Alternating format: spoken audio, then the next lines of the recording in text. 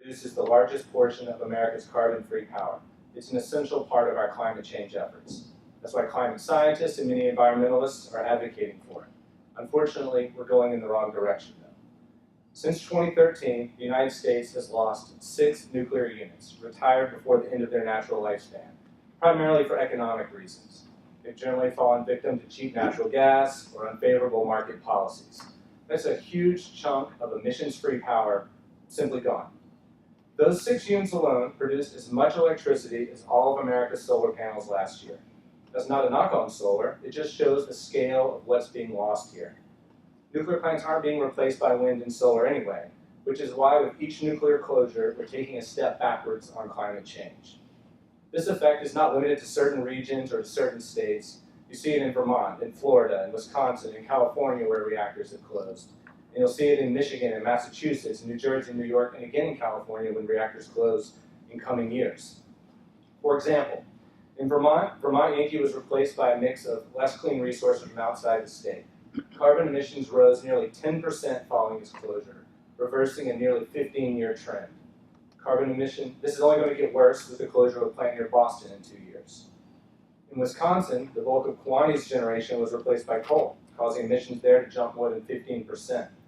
And natural gas made up most of the new generation in Florida after Crystal River shut down. Perhaps surprisingly, there was a similar outcome here in California, even with all the renewable development over the past decade. San Onofre generated 10% of California's electricity with 0 carbon emissions. After it closed, in-state emissions rose by nearly 25%.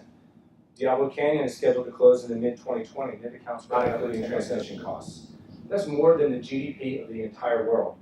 Why is that? It's because renewables are considerably more expensive than nuclear power. Let's put this in perspective, in a more concrete perspective. All the solar in Germany costs 4 times as much electricity as 2 new nuclear plants, but actually produced less electricity. Here in California, replacing Diablo Canyon with renewables could cost $15 billion. That's an enormous sum to make 0 progress towards our emission goals. This is why states like New York and Illinois have taken action to save their nuclear plants. The economic case for retaining existing nuclear is rock solid. Saving a nuclear plant costs half as much as subsidizing new renewables. But the waste, the nuclear waste, we're better there, right? For renewables, you'd be wrong again. Solar panels create 300 times more toxic waste per unit of energy.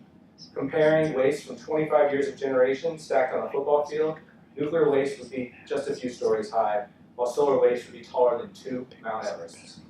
You may be thinking of storage as the next big thing, but we're really a long way from a world where storage can replace nuclear.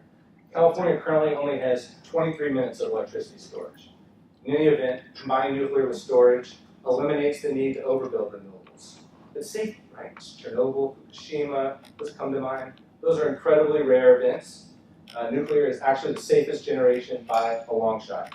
There hasn't been a single radiation-related death in the US nuclear history, and industrial accidents are also far more rare than any other generation technology.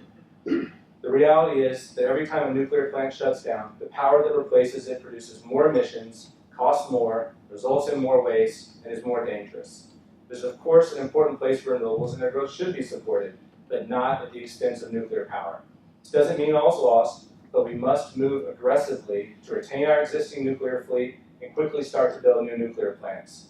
To protect our climate for future generations, we must invest in nuclear power and not place all of our money and innovation and political will on the hope of power from the wind and sun.